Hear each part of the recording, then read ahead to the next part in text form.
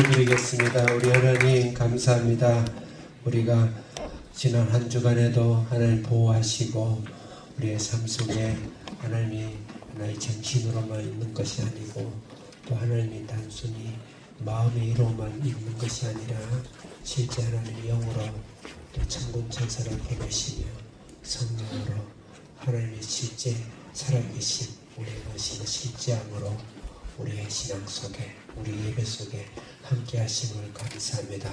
영원한 천국에서 주님과 가까이 지내니까 얼굴과 얼굴을 보듯이 우리가 그 삶을 우리가 소망하면서 하오나 이 땅에서도 결코 주님 우리 함께 하시고 주님과 대면하고 주님의 음성을 듣고 또 주님의 인도함을 받고 주님께서 우리의 손을 붙드시고 이 땅에서 하나님 나라를 만들어가는 하나님 나라를 준비하는 귀한 삶을 주신 것을 감사합니다. 이 세상에 최고의 거짓말, 최악의 거짓말 하나님이 없듯이 살아가는 우리 일상 속에서 우리 하나님 오늘 이 시간도 주님이 함께 하셔서 이곳에 예배드리는 이 무리 속에 또 예배드리는 저희들의 예배 속에 성령이여 임재하시고 우리의 마음을 만지시고 영혼을 만지시고 우리 예배 가운데 임재하셔서 하나님을 예배하고 하나님의 예배가 하나님의 은혜가 우리 속에 우리 영혼 속에 또 우리 예배 속에 임하여 주시옵소서.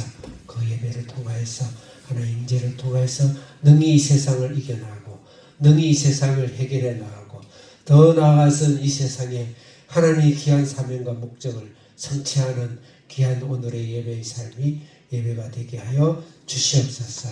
감사드리며 예수님의 이름으로 기도드립니다. 아멘. 아멘. 말씀을 나누겠습니다. 예배는 항상 제가 말씀을 드리지만 목사의 설교가 예배가 전부가 아닙니다. 목사의 설교도 예배의 한 일부입니다. 그렇지만 중요합니다. 중요하지만 그 자체가 예배가 아니고 모든 여러분을 찬양하시고 또 여기 오기에서 몸과 마음을 단장하시고 찬양을 갖고 오시고 또 지금은 주방에서 우리 권사님이 예배의 식사를 준비하고 또 우리 학생들 예배를 위해서 어제 그제부터 한 주간 또 찬양 연습하고 오전에 찬양 드리는 모든 것이 예배입니다. 예배고 그래서 그렇지만 또 오늘 이 말씀 안에서 하나님 주시는 말씀을 또 주일에 주는 말씀은 또 특별한 말씀이긴 해요. 그래서 그 말씀을 받음으로 예배가 잘 완성되도록 그렇게 해주기를 바랍니다. 사도행전 23장 제목을 제가 바울의 목적이 이끄는 삶이다. 유명한 릭 워렌이라는 아주 세계적이고 미국의 최고의 목사 중에 한 분인 지금 당대의 미국을 신앙을 이끌어가는 목사님이 쓴 세계적인 베스트셀러가 목적이 이끄는 삶, 좀 신앙이 있다는 분이 이 책을 안 읽은 분이 거의 없습니다. 그리고 오늘날 좋은 교회다라고 자청하는 큰 교회들은 대부분 새벽 기도를 40일간 이 릭 워렌의 이 주제를 이 책에 맞춰서 아침 새벽 특별 새벽 기도를 할 정도로 그 정도로 유명한 책입니다. 근데 그 바울의 그 목적이 이끈다. 인생에 있어서 그냥 열심히 사는 것이 중요한 것이 아니고 삶의 목적이 있어서 그 목적에 이끌려서 사는 삶이 되어야 된다. 그런 말씀입니다. 그래서 여러분들이 나눠드린 설교안을 제가 설교를 하는 방식은 전체를 개론적으로 이야기하고 그다음 설교안을 각 단락별로 읽고 그 다음에서 간단한 설명을 드리고 본문을 좀 읽고 이런 식으로 제가 말씀을 나누고 있습니다. 자, 여러분 먼저 나눠드린 설교안을 봐주시기 바랍니다. 그리고 지금 온라인 예배를 들으신 분은 아마 SNS에다 띄워놨을 겁니다. 봐주시면 제일 끝에 제일 말미에 보면 릭 워렌의 목적이 이끄는 삶 크게 그 페이지가 한 400-500페이지 정도 되는데 그것을 큰 네 단락으로 네 주제로 구분을 하고 있습니다. 1번 같이 한번 읽어볼까요? 시작. 그래서 첫째는 사람이 살아가는 목적. 사람이 살아가는 목적이 없을 때는 굉장히 피폐하고 그 다음에 정신이 파괴되고 인격이 파괴되고 나중에 모든 인간이 그렇죠. 목적이 없이는. 그래서 반드시 내 삶의 목적이 있을 때 잘 될 때는 잘 되는 대로 감사하고 삶이 어렵고 지칠 때도 내 목적을 아는 분들은 그것을 이겨낼 수가 있습니다. 그래서 반드시 인생에 있어서 목적이 있으셔야 되고 특히 신앙 안에서 살아가는 사람은 특별히 목적이 내 속에 아주 잘 박힌 목처럼 가슴속에 딱 대모처럼 박혀 있어야 됩니다. 그 중에 하나가 뭐냐면 하나님을 영화롭게 하는 것이 인생의 삶입니다. 내가 왜 열심히 사나요? 내가 왜 열심히 돈을 벌어야 되나요? 직장을 다녀야 되나요? 다니나요? 자녀를 잘 키우기 위해서. 그게 목적이 되면 나중에 인생이 굉장히 불행해집니다. 불행해집니다. 자녀를 잘 키우는 것 자체의 목적도 하나님을 영원하게 해서 사실은 자녀를 잘 키우고 가정을 잘 키우고. 내가 왜 결혼을 하나요? 내가 내 사랑하는 사람을 위해서 결혼한다. 그게 목적이 되면 나중에 그 사랑하기 때문에 헤어지게 되고 오늘 그래서 그 사랑하는 결혼의 목적도 하나님을 영원하게 하겠어. 그것이 이런 잘 박힌 것처럼 가슴에 박혀 있으면 그 인생은 굉장히 잘 내려진 닷처럼 어떤 폭풍이 불더라도 우리를 흔들지 못하는 것이죠. 잘 안 되죠. 그래서 우리가 말씀을 붙들고 기도하고 예배를 드리고 하나님께 청원하고 기도를 하는 거예요. 그게 잘 되면 얼마나 좋겠어요. 그래서 그런 목적은 하나님을 영원하게 하는 것이다. 그건 다른 말로 예배하는 삶을 삽니다. 그래서 우리 한비전 학생들 예배하는 삶을 훈련을 시켜요.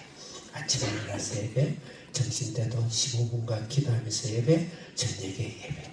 그 예배의 삶을 잘 살기 위해서 열심히 일하고 더 열심히 공부하고 더 열심히 실력이 있고 더 열심히 일명 세상에서 성공이라지만 목적을 위해서 우리는 꼬리가 되지 않고 머리가 되어야 되는 그런 삶을 동경, 일명 모티베이션이 더 크게 일어납니다. 이 목적이 되어 있어요. 하나님의 사랑과 예배와 감격에 붙잡혀 있으면요 어마어마한 모티베이션이 내 속에 일어나요. 그래서 그런 삶을 우리 학생들이 너무나 훌륭하게 더 이상 바랄 것이 없을 정도로 제가 볼 때 우리 학생들이 너무 잘하고 있어요. 2번 한번 읽어보겠습니다. 시작. 교제의 풍성함입니다. 예수를 믿었어요. 이 땅이 힘들어도 거지 같아도 천국 가면 다 보상을 받으니까 조금만 더 참아. 제가 정확하게 이야기하는데 그건 거짓말입니다. 죄송합니다. 특별한 경우가 있어요. 특별한 경우. 그렇지만 결론적으로는 그렇게 거지같이 살지 않아요.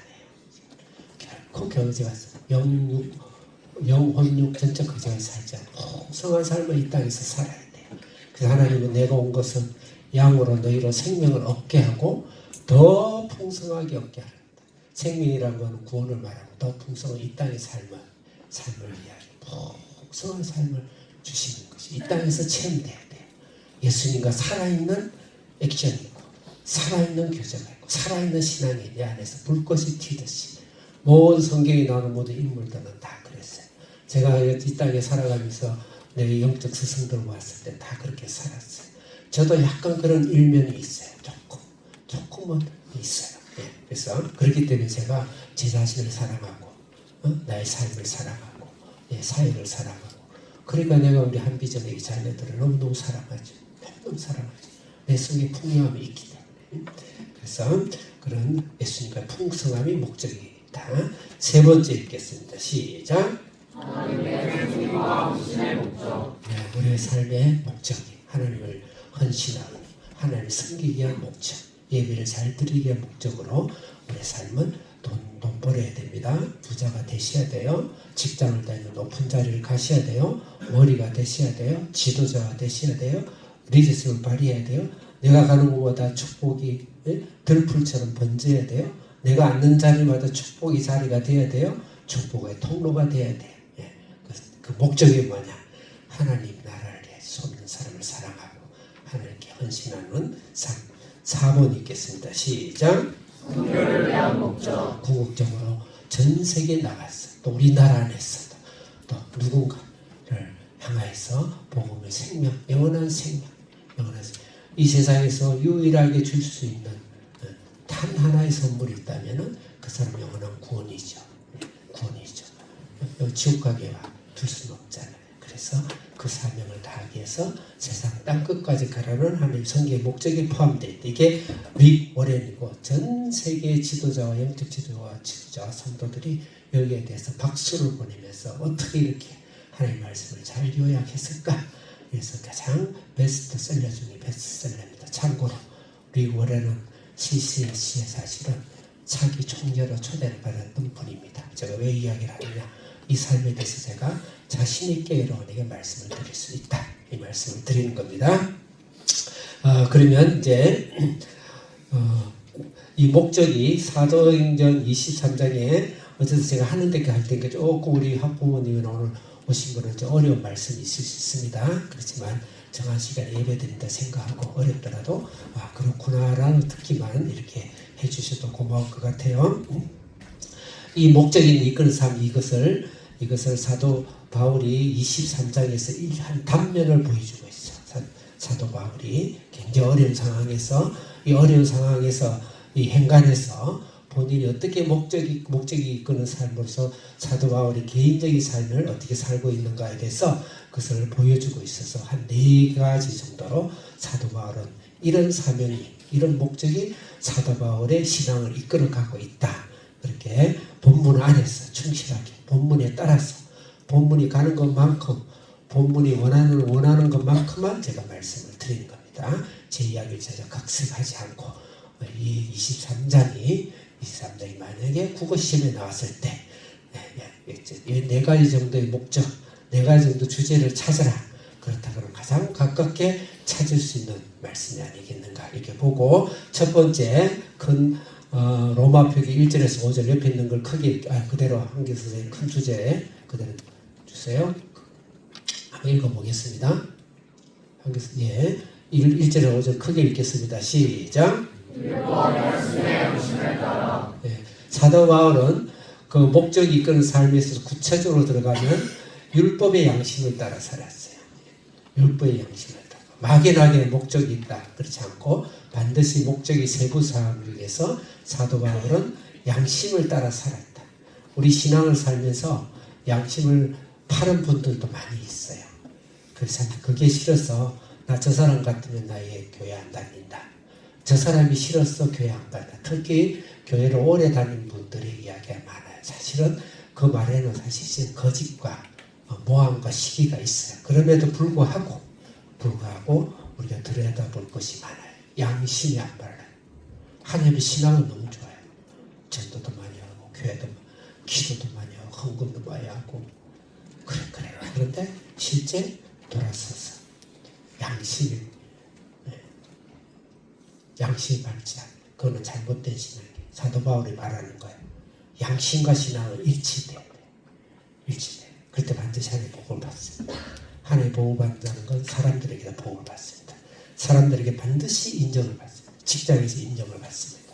사업에서 인정을 받습니다. 반드시. 그런 신앙의 양심 우리 속에서 생겨져야 된다. 두 번째 사도 바울의 이끄는 삶은 6절에서 10절 읽겠습니다. 시작. 부활의 신앙을 따라. 신앙 없는 사람이 어디 있겠어요? 실제 예수 다 믿고 구원받았어요. 근데 부활의 신앙, 살아있는 신앙, 교제의 풍성함, 천국에 가서만 복을 받고 천국에 가서만 하나님을 경험하는 것이 아니고 이 땅에서 예수님을 경험하고 성령의 다이나믹한 삶을 경험하는 것. 건빵만 먹는 그리스도인이 되지 말자. 어느 청년이 크루즈를 해서 아메리칸 드림을 가고 싶어가지고 너무 소원이 돼. 그 화려한 크루즈를 타고 아메리칸을 가고 싶은 거예요. 그래서 몇 년을 물만 먹고 끼니를 굶어가면서 열심히 일해가지고 수년이 지나고 나서 그 크루즈 배 티켓에서 티켓팅한 거예요. 한 천국이죠. 얼마나 천국에서 한참 열정이 불타오를 때 그 꿈을, 야망의 꿈을 이루기 위해서 티켓팅을 했으니까 내가 크루즈를 탔다. 그래서 탔어요. 타서 일주일 열흘 지나면서 점점 배가 고파오는 거예요. 저 구석에 가서 건빵을 많이 준비해가지고 물은 공짜니까 화장실 가 물을 틀어가지고 건빵만 먹고 하루 이틀 삼 점점 배는 고파져 스쳐가지고 그렇지만 꿈을 향해 참고 그랬는데 어느 멋있는 만찬 항상 아침, 점심, 저녁으로 진행됐대. 거기는 그 근처에는 꿈도 못 꾸고 돈이 없으니까 저 기둥 뒤에 앉아서 먹는데 어느 노부부가 지나가다가 그 청년이 앉아서 건빵 먹고 있는 거 보고 너무 놀라서 청년 왜 그리 배가 고픈가? 왜 그리 앉아있는가? 왜 건빵만 먹는가? 그랬더니 청년이 하는 말이 나는 이 만찬을 먹을 돈이 없어가지고 살면서 건빵 먹고 있습니다. 그러니까 부자가 티켓을 내봐라. 이 티켓 안에 네가 먹을 모든 음식이 티켓 안에 다 지불이 되어졌다. 그러더라는 거죠. 우리의 예수 그리스도의 구원의 티켓에 이미 우리는 풍요로운 모든 것이 다 들어가 있어요. 근데 우리는 이 땅에 살면서 천국에 가면은 아메리칸 드림을 일구라 생각하고 이 땅에 참고 사는 거. 그렇지 않습니다. 이 땅에 어마어마한 축복들이 그 믿음으로 안에서 불꽃이 튀듯이 주님 앞에서 살아야 됩니다. 그 삶을 사도 바울은 그런 삶을 그게 바로 부활의 신앙입니다. 그 다음 11절에는 따라하겠습니다. 크게 읽겠습니다. 시작. 목적의 사명이 미선을 따르다. 이게 약간 고통스러워 보이죠. 그렇지만 분명한 사명이 있어야 돼. 내가 왜 사는가? 하나님의 영광을 위해서 산다. 왜 사는가? 수 없는 사람들에게 하나님의 영광을 가르쳐주고 영육과는 배고픈 자에게 빵을 주고 영적인 빵을 주고 육적인 빵을 주고 그들을 키우고 그들을 돕고 그들의 흐르는 눈에 눈물을 닦아주고 하나님 나라의 복음을 위해서 산다. 그 사명이 분명히 있어야 돼. 괄호 안에 아무리 많은 숫자가 나열되어 있다 하더라도 괄호 바깥에 부호, 목적, 마이너스는 그 인생이 마이너스. 목적이 없으면 안 돼. 반드시 목적이 없는 사람은 자초하게 돼 있습니다. 그래서 화려한 명성과 할리우드, 연예인들, 그 다음 기업인들, 나중에 그 인생을, 그 초췌한 인생을, 태로를 보면 목적이 없을 때 인생은 자초되는 거예요. 그 다음에 12절부터 35절 읽겠습니다. 시작. 하나님의 보호를 따라 사도 바울이 이끌어가는 것은 내 손이 아니라 알고 보니 하나님의 절대적인 보호가 있었다. 믿습니까? 우리가 때로는 시련과 좌절과 도저히 돌파구가 없는 것 같이 보이죠. 이 목적의 삶에 하나님 붙들려 있으면요, 하나님 절대적인 손으로 보호하십니다.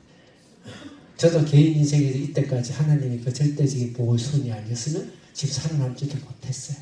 여러분도 각자 다 간증이 있을 거예요. 하나님 절대적인 보호가 있다.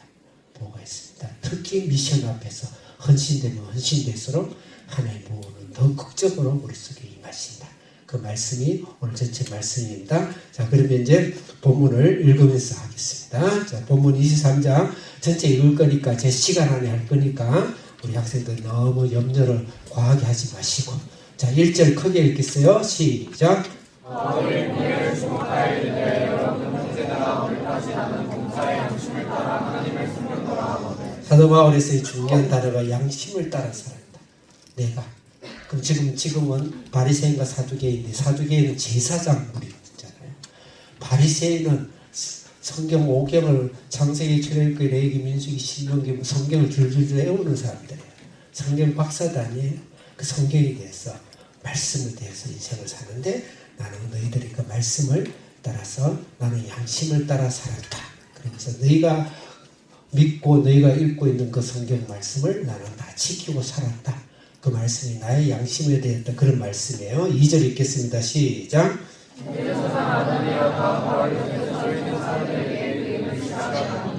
네. 그 양심의 말씀이 16절 24장 16절 한 장만 넘겨보실래요?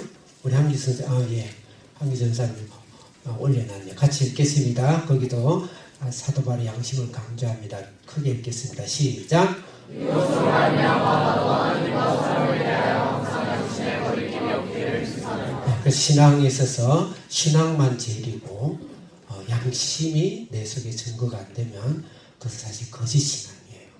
굉장히 죄송한 이야기인데 실제 거짓 신앙입니다. 그래서 앞면과 뒷면이 다르면 참 어려운 이야기예요. 특히 저처럼 목사나 진짜 피눈물 나게 어려운 이야기예요. 진짜요.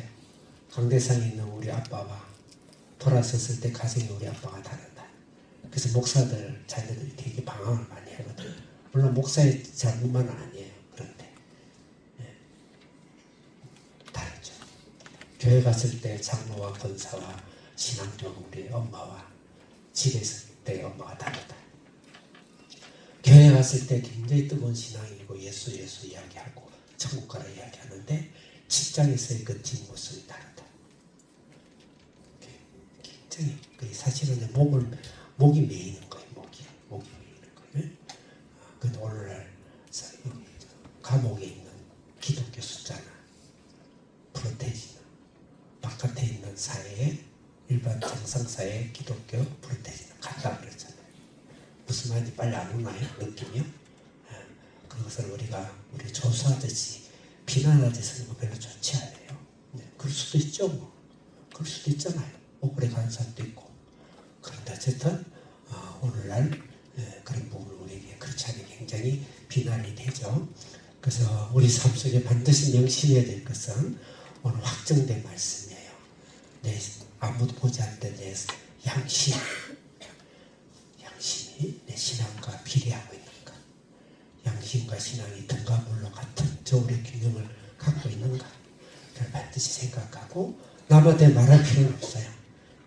부부가 그래도 말하지 마세요. 그걸 꼭 말해야 되겠어요. 하나님 앞에 무릎 꿇고 가슴을 찢으면서 기도하자. 기도하자. 거기에 대해서 자유로운 누가 있나요? 저도 양심 분량이 얼마나 많은데.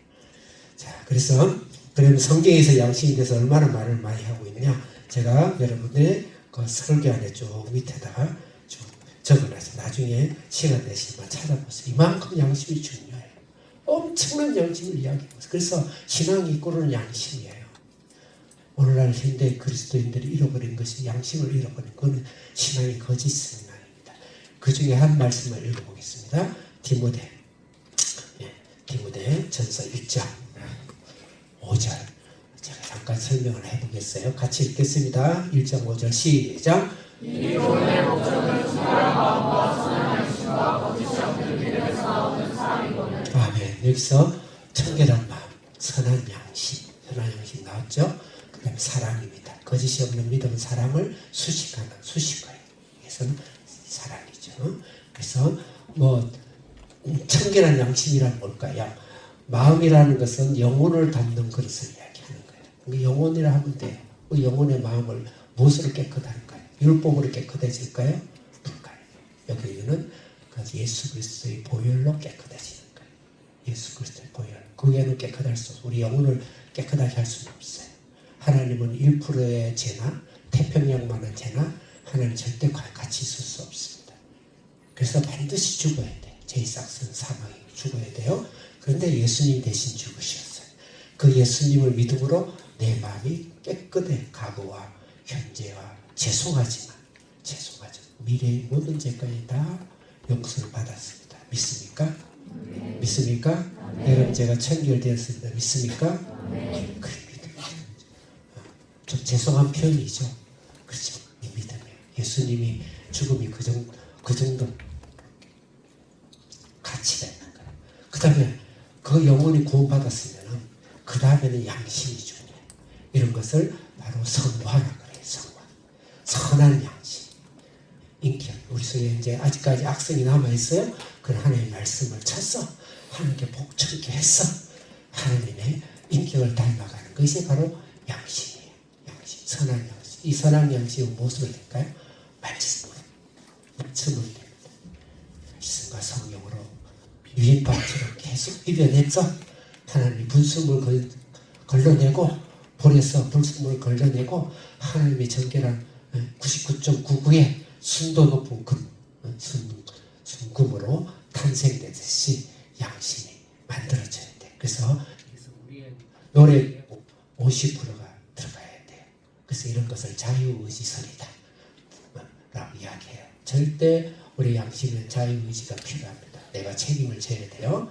그래서 하나님의 말씀으로 순종하고 성령님을 도움받아서 순종하고 하는 그런 선한 양심이 만들어져야 된다. 근데 지금 너희들은 양심을 다 팔아먹었구나 그 말이에요. 지금 바리새인과 사두개인들 하면서 특히 사두개인은 이미 포기한 자고 바리새인은 그 중에 말씀을 갖고 있는데 특히 바리새인이 더 들어야 될 말이죠. 그래서 독사의 자식들아 너희는 열린 무덤과 같다. 그 예수님 말을 한 거예요. 양심을 팔아먹어 버리기 때문에. 그렇지만 우리는 구원을 받았어요. 구원을 받았기 때문에 선한 양심의 정도에 따라서 구원을 받느냐 안 받느냐는 아닙니다. 근데 구원은 종류가 있어요. 선한 양심이 얼마나 선냐에 따라서 양심에 따라서 구원이 큰 구원이 이루어지고 그렇지 않을 때는 작은 구원이 이루어지고 그걸 성화라 그래요. 신학적으로. 그 다음에 이제 믿음이 사랑이 없는 믿음은 거짓 믿음이라고 그랬죠. 사랑이 없는 믿음은 거짓 믿음이라고 그랬어요. 그래서 양심이 그 정도 중요하다. 그래서 제가 성경적으로 증거를 한 겁니다. 아, 신앙으로 열심히 예배드려요. 하나님 복 주세요. 나 전도 많이 해요. 헌금 많이 해요. 옳습니다. 그렇지만 그거 가지고 여러분이 나중에 상급이 있지 않습니다. 내 속에 양심의 열매, 영적인 열매. 이것은 다른 말로 성령의 열매라고 그래요. 사람과 희락과 자비와 오래 참음과 자비와 양성과 충성과 온유와 절집. 그 한 단어로는 사랑이라고 그러죠. 제가 말씀을 좀 드렸습니다. 그러면 이제 3절 한번 읽어보겠습니다. 크게 시작. 너희 이르되 지시하며 하나님이 너를 지시리로다. 내가 너를 율법대로 심판한 자와 앉아서 율법을 어기고 나를 시하느냐 하니.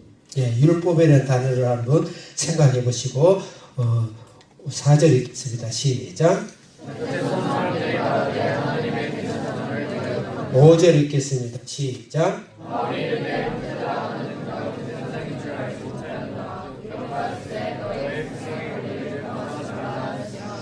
율법과 기록하였을 때의 단어를 기억했어요. 이게 바로 말씀에 대한, 사도 바울은 말씀에 대한 양심을 이야기하는 거예요. 말씀에 대한. 여기서 내가 말씀대로 너희 백성과 가론을 비방하지 말라 이 말을 해석하면 앞에 대제사장이 앞에 앉아 있었어요. 사도 바울이 막 이야기하는 거이 대제사장이 사도 바울 입을 쳐버리라 그랬어요. 사도 바울이 너는 율법을 가지고 율법도 지키지 않는 것이 나보고 치하느냐 하면서 사도 바울이 대들었어요. 그럴 때 옆에 있는 사람이 아니 감히 대제사장이 네가 대드나 그랬어요. 그럴 때 사도 바울은 말씀을 해요. 당연하게 대들어야 되죠. 안 되면 가서 의자를 엎어버려야죠. 그래서 사도 바울이 뭐라 그랬죠? 아, 말씀에 있어서는 너희의 지도자들은 저는 말씀 지도자들에 대해서 비방하지 말라 했다. 미안하다 이 말이에요. sorry. 미안하다. 말씀에 순종합니다. 내가 인간적으로 너를 용서하고 싶지 않지만 내가 너를 잘못 봤다. 그 사도 바울이 아마 만학자의 눈이 안 좋아가지고 못 알아봤을 것이다 이렇게 생각을 해요. 거짓말은 아니고. 그래서 사도 바울은 철저하게 아무리 옳은 일이라도 아무리 옳은 것을 봤더라도 어느 누가 그것이 사실이라 하더라도 하나님의 말씀을 하지 말라고 하면 하지 않고 비방하지 말라면 하지 않고 말씀이 시킨 대로 하는 사도 바울은 바로 말씀의 양심을 갖고 있는 자다. 사도 바울은 그런 삶을 살았다. 우리의 적용적으로 뭡니까?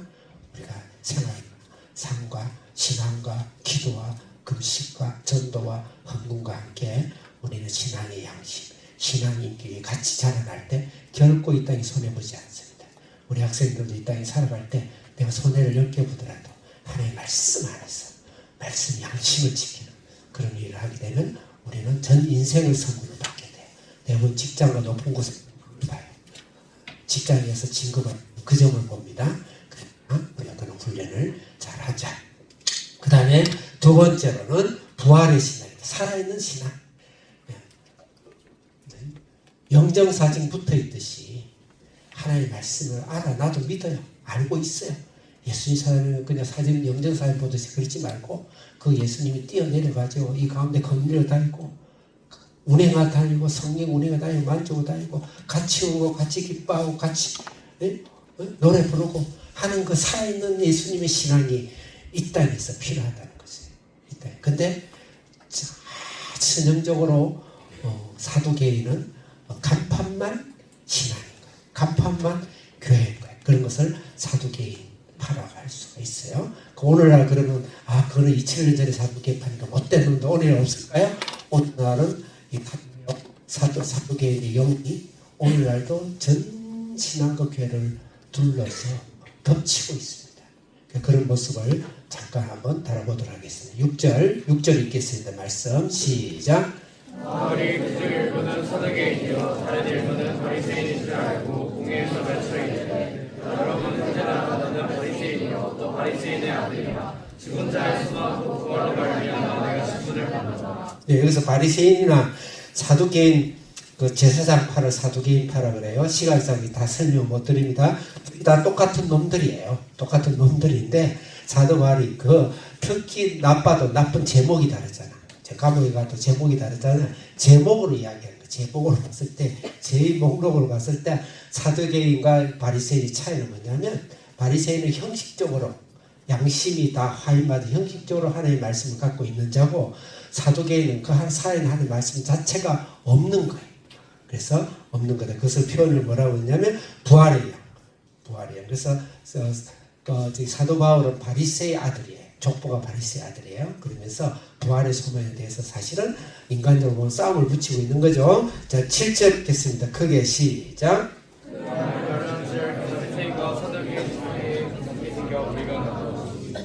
소망과 부활을 위한 내가 신문을 받노라. 그래서 이것은 인간적으로 싸움보다는 지금 부활의 소망이 얼마나 중요한가. 사두개인들 대제사장이 사실 여기에 전체에 요새 같으면은 대통령, 국회, 행정, 사법 모든 걸 갖고 있는 게 바로 이 바리새 아니 사두개인들입니다. 거기에 대해서 지금 이야기를 하고 있는 겁니다. 7절 읽겠습니다. 시작. 했나 읽었나요? 8절 읽겠습니다. 시작.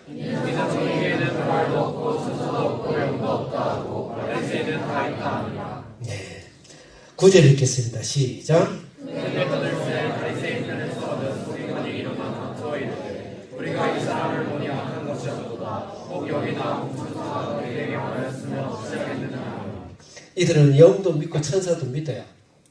믿는데 뭐냐면 부활을 지금 양심이 화이 맞은 거죠. 바리새인. 둘 다 똑같아요. 똑같은데 제목이 다르다 이 말이에요. 그러니까 이 사두개인들은 아예 세소가 돼 있어요. 바리새인은 종교의 탈을 쓴 막이라 그런다면 이 사두개인은 아예 종교를 신앙이 그러니까 세속적인 영이에요. 세속적인 영. 무신론영입니다. 무신론영. 그래서 영과 부활과 천사 자체를 믿지 않는다. 참 가슴이 답답하긴 한데 어쨌든 이해가 잘 안 가요. 그런데 그럼 오늘날 교회는 그렇지 않을까? 이건 옛날 이야기니까 무섭게도 오늘날도 동일해요. 바리새의 영과 사두개의 영이 교회를 정복하고 있어요. 굉장히 무섭죠. 그래서 그런 영적 전쟁이 있다. 10절 읽겠습니다. 시작. 증인이 소장은 바울이 그들에게 지켜줄까 하여 군인을 명하여 내려가 우리 가운데서 빼앗아가지고 영대로 들어가라. 네, 제가 여러분 나눠드린 설교안을 봐주시기 바랍니다. 설교안. 그래서 잠깐 요건 읽고 우리 적용하고 기도하겠어요. 사두개인과 현대 헬레니즘 영향을 받고 철학이 헬레니즘 이후에 헬라 철학 이후에 현대 철학까지 쭉 왔는데 어려운 철학을 이야기하려는 게 아닙니다. 이거는 뭐 신학을 가면 공부를 해요. 신학사에서 철학 공부하는데 사두개인의 특징이 5가지를 했어요. 첫째, 부활을 읽겠습니다. 시작. 이 영을 부인한다는 것은 헬레니즘 오늘 현대에서는 실증주의와 과학주의라 그래. 그래서 과학이 등장하면서 신앙이 완전 죽어버렸어요. 다 떠났습니다. 네, 다 떠났어요. 그래서 히피, 이런 허무주의, 이게 바로 이 실증주의, 과학주의가 등단하면서 신앙이 다 죽고 교회가 다 돌았었죠. 교회가 다 망해버린 것이야. 교회가 성령을 사도행전은 그 성령의 일들을 하나님 기적과 능력과 표적과 방언과 영과 병 고침과 귀신 쫓음과 이 영적인 기능들을 신앙에서 일부러 그랬는지 하다못해 그런지는 모르지만 결과적으로 그래서 도외시 되면서 이 과학적으로 이겨낼 수가 없었어요. 그렇게 이제 빠져버린 거예요. 그 다음에 2번째 읽겠습니다. 초자연 시작. 초자연과 능력 부인해. 그거 하면요. 너는 어떻게 보지 않고 믿는 게 더 크다는데 너는 왜 맨날 보는 것만 찾고 다니냐 하면서 신비주의로 몰아버려요. 신비주의로. 근데 신앙 자체는 신비주의입니다. 물리적인 것이 아니에요. 물리적인 것이 아니지만 물리적인 것을 포함한 신비주의예요. 하나님 오늘도 실제로 인간의 물리적인 법칙을 떠난 영적 법칙이 있는 겁니다. 믿습니까? 그걸 믿어야 되는데요. 과학주의, 이성주의 이걸 다 깨부시고 있어요. 굉장히 교회가 그 영향을 너무 많이 받아서 신학했어요. 분명히 원치는 안 했을 것인데 그렇게 그냥 정복이 당해버렸다. 이렇게 볼 수가 있는 거예요. 그래서 여러분 반드시 기적을 믿으시기 바랍니다. 믿습니까? 천군 천사를 믿으시기 바랍니다. 믿습니까? 성령이 실제하심을 믿으시기 바랍니다. 믿습니까? 여러분 구원 자체가 이미 여기서 예수라는 부르는 이 자체가 기적이에요. 기적이에요. 성령이 여러분 속에 들어오신 거예요. 거기서부터 시작하는 거예요. 경험하시라니까요. 이게 빠져버리니까 서구에서 교회가 다 문을 닫아 1%도 안 되잖아요. 신학은 아주 고차원적으로 하늘 꼭대기까지 높아져 있어요. 그 다음 3번 여기 영혼 읽겠습니다. 시작. 심지어는요 영혼 불멸. 영혼은 멸절을 당한다. 없어진다 이 땅에서. 영혼은 불멸합니다. 지옥에 가서 살든지 천국에 가서 영혼이 산다. 야 어떻게 이 과학주의와 이 현대사에서 그런 무식한 이야기를 하느냐. 아주 무섭죠. 사탄이 굉장히 무서워요. 이 사두개의 영이 우리를 오늘날 교회, 현대교회를 힘을 못 쓰게 족쇄를 묶어버릴 거예요. 그 다음에 4번 성전제도 있겠습니다. 시작. 그 사두개는 전부 다 현실, 이게 도저히 나는 이해가 잘 안 가요. 근데 이게 사탄이 그러니까 우리 신앙을 정복하니까 이게 사두개파가 그 종교를 잡고 있는 거예요. 오늘날도 종교 안에 그렇게 잡고 있다 봐야 돼. 물론 우리 한국교회는 우리 한국교회는 워낙 성령이 부흥해서 제야지만 서구 교회 가면 다 이미 그냥 바닥 났잖아요. 그러니까 성전제도. 그러니까 죄송합니다. 캐톨릭이죠. 욕하는 거 아니에요. 과거 캐톨릭 이야기합니다. 캐톨릭 껍데기가 남았잖아요. 껍데기 남았잖아요. 네. 그 옆에 있는 글 읽겠어요. 제도주의 시작. 제도주의, 권위주의, 교조주의. 그러니까 교회의 권위만 이야기하는 거죠. 교권을 교권주의 이렇게 가죠. 네. 그 교단을 높이 올려야 돼요. 강대상을 높이 올려야 돼요. 건물을 크게 지어야 돼요. 십자를 높이 올려야 돼요. 그게 잘못됐다는 게 아니에요.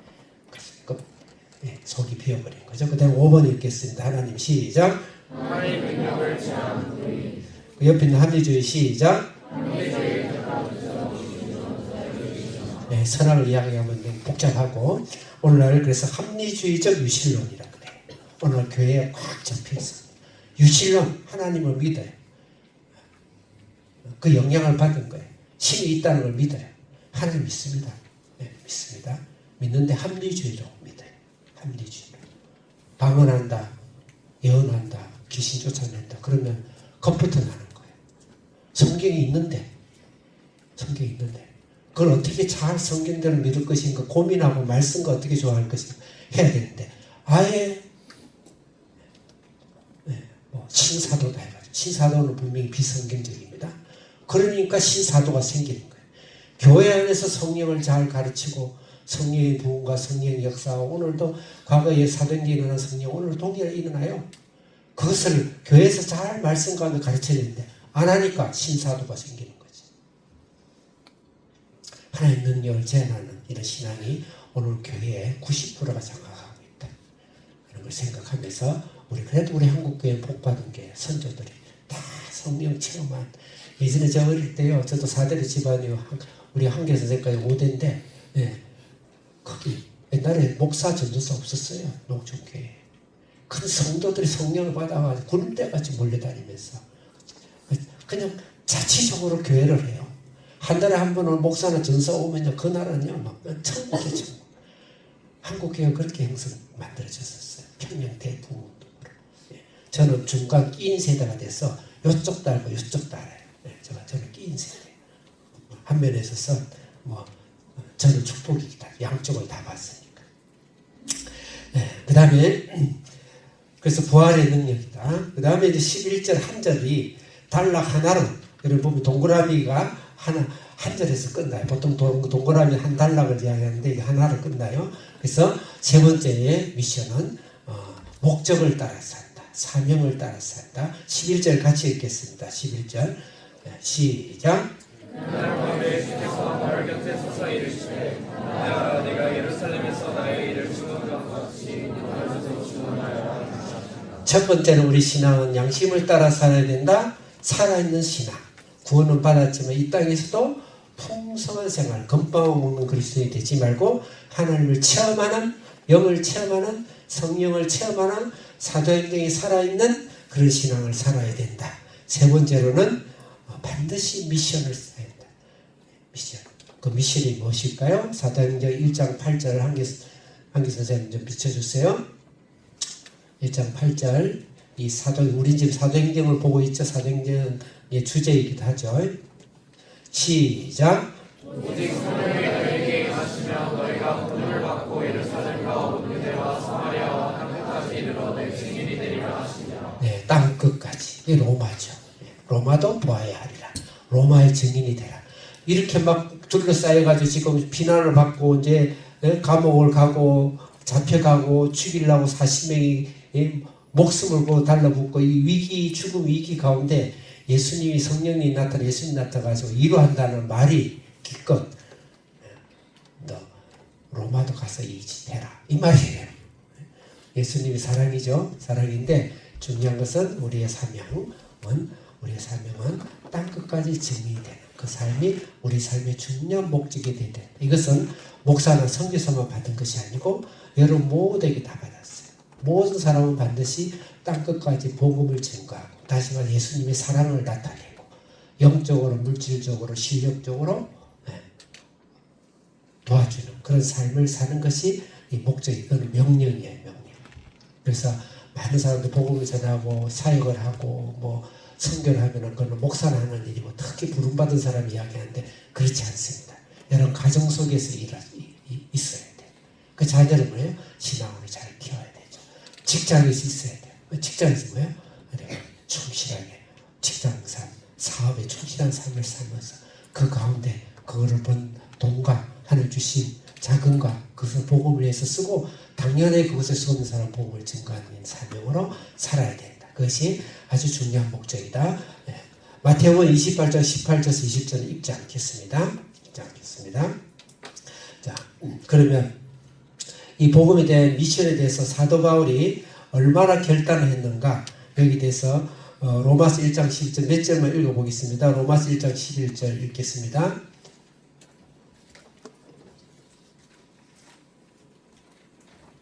시작. 내가 너희 용기를 건드리는 것은 어떤 신령한 자를 너희에게 나누어 주어 너희를 공부하게 하려 함이니. 뭔가 잘못 내가 적은 것 같네요. 사도행전 19장 21절 사도행전 19장 21절 시작. 이 순간에 바울이 마게도냐와 아가야를 거쳐 예루살렘에 가기로 작정하여 이르되 내가 거기 갔다가 고향으로 넘어가야 하리라고. 네, 로마도 보아야 하리라. 사도행전 고린도에서 로마도 보아야 하리라. 사도 바울이 이미 거기서 작정을 하죠.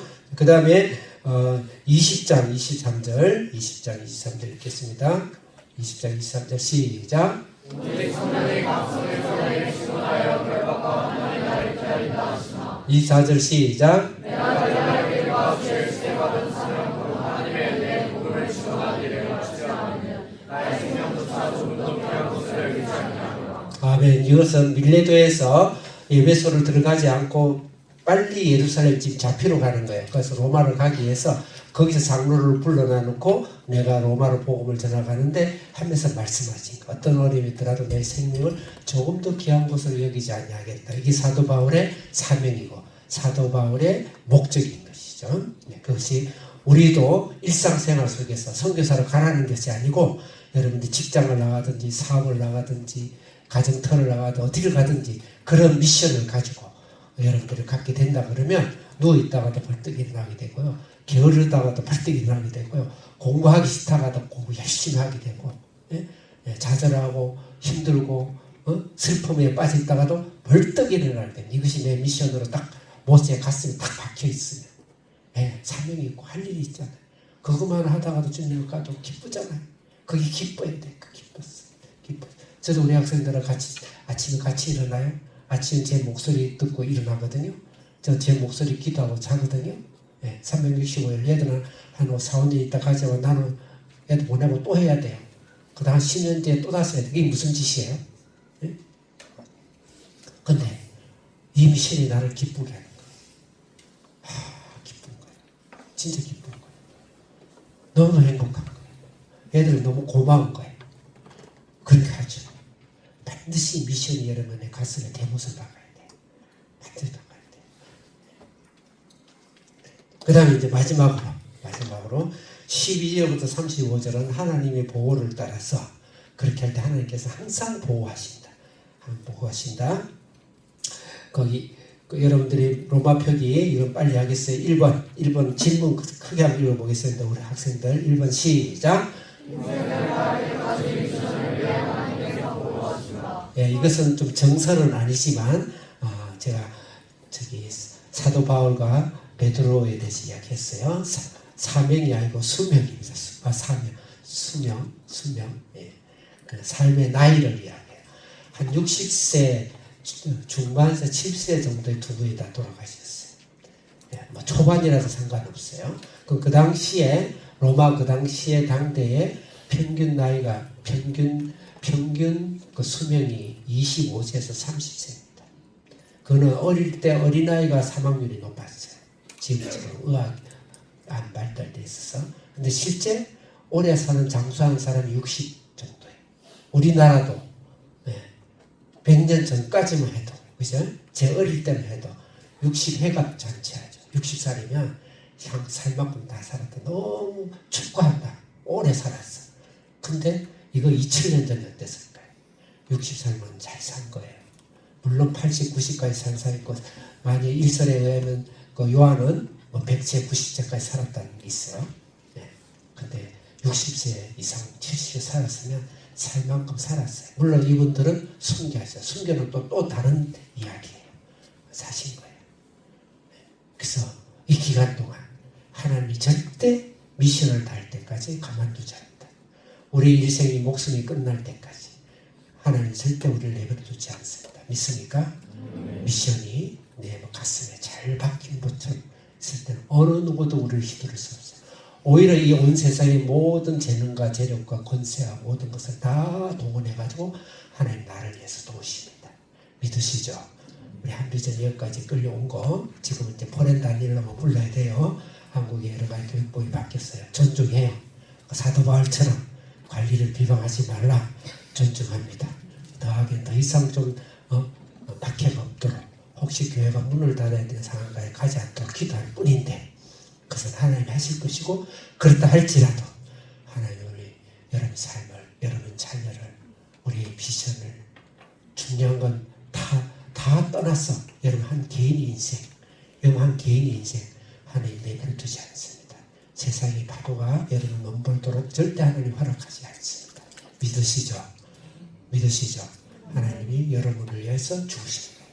예수님이 여러분을 위해서 죽으신 거예요. 절대 포기하지 않으신다는 걸 아시고 오늘 몇 가지 거기에 대해서 보겠어요. 그 2번을 읽어봅시다. 시작. 예, 그쭉 열가 있는데 고린도에서 갈리오 총독을 통해서 극적으로 그 무리에서 잡혀 죽을 뻔한데 살려. 에베소에서는 더더욱 큰 무리들이 일어났을 때 서기장을 세워가지고 이게 예수 믿는 사람이 아니에요. 살려. 고린도에서는 또 몰래 배 타고 가서 배에서는 죽이기 쉽잖아요. 근데 그걸 알려가지고 육지로 가게 해요. 그 다음에 예루살렘에 도착했어요. 난리가 났죠. 지금 이제 예루살렘 이야기거든요. 40명이 식음을 전폐하고 죽이겠다 결단하고 온 공회가 모든 정치가 들어서서 사도 바울을 죽이겠다 했을 때 그때 하나님 어떻게 살냐고 오히려 로마의 힘을 살려가지고 로마 힘을 살려서 우리나라가 공산주의 신앙의 자유를 뺏길 뻔할 때 유엔을 들어가지고 16개국에 갔어. 유엔이 그거 하고 나서 유엔 기능이 없어졌어요. 거의 다. 실제로. 신기한 일이죠. 진짜 신기한 일이에요. 네? 신기한 일. 우리에게 믿음의 선조들. 평양의 대부흥운동. 주기철 목사의 죽으면 죽으리라 복음을 위해서 순교한 그 피들이 이 대한민국을 지금 지키고 있어요. 앞으로 계속 지킬 줄 믿습니다. 반드시 하나님은 한 개인이든 교회이든 우리가 주님의 사명을 다할 때까지 우리 수명이 닿을 때까지 주님 우리를 보호하신다. 말씀을 믿으시기 바랍니다. 뒤에 있는 말씀은 제가 생략하도록 하겠습니다. 기도하겠습니다. 우리는 설교하고 주여주 세 번 크게 통성을 하는데 혹시 학부모님 진앙을 하지 않는 분은 저희가 이해합니다. 그리고 통성을 크게 할 때 항상 그렇게 교회가 그렇게 기도하진 않아요. 제가 그렇게 기도해요. 그러니까 주여 주여 세 번 외치고 하나님이 보호하여 주옵소서. 하나님 미션이 내 영성에 깊이 박히게 해 주옵소서. 나를 통해서 내 가정을 통해 자녀를 통해서 하나님 미션 하나님의 시간이 이 땅에 솟는 사람을 부르게 하는 그런 진력과 영성을 쌓는 그런 자녀와 가정과 사업장이 되게 하옵소서. 주여 한 세 번 외치고 기도하겠습니다. 주여 주여 주여. 살아계신 하나님 아버지 감사합니다.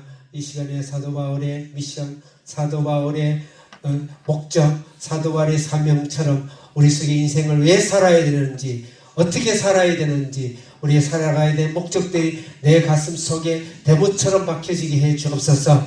그걸 통해 이 세상에 오는 환난, 어려움, 시련 어떤 것도 우리를 막을 수 없다는 걸 알고 하나님의 크신 보호의 능력으로 크신 주님의 손으로 우리의 가정과 우리의 직장과 우리의 사업과 우리의 자녀와 우리의 인생을 지킬 줄을 믿습니다. 역사해 주시고 솟는 자들이 하나님의 미션을, 나의 사명을, 내 삶을 도울 수 있는 그런 하나님의 길들을 여시고 인도하여 주시옵소서. 그러기 위해서 우리가 말씀을 따라서 하나님 형상을 닮아가게 해 주옵소서. 천국 가서만 주님을 만나는 것이 아니고 이 땅에서도 날마다 성령의 능력으로 예수 그리스도의 부활로 하나님을 체험하고 하나님과 동행하는 그런 삶을 살 수 있도록 역사하여 주시옵소서. 예수님의 이름으로 기도드립니다. 아멘.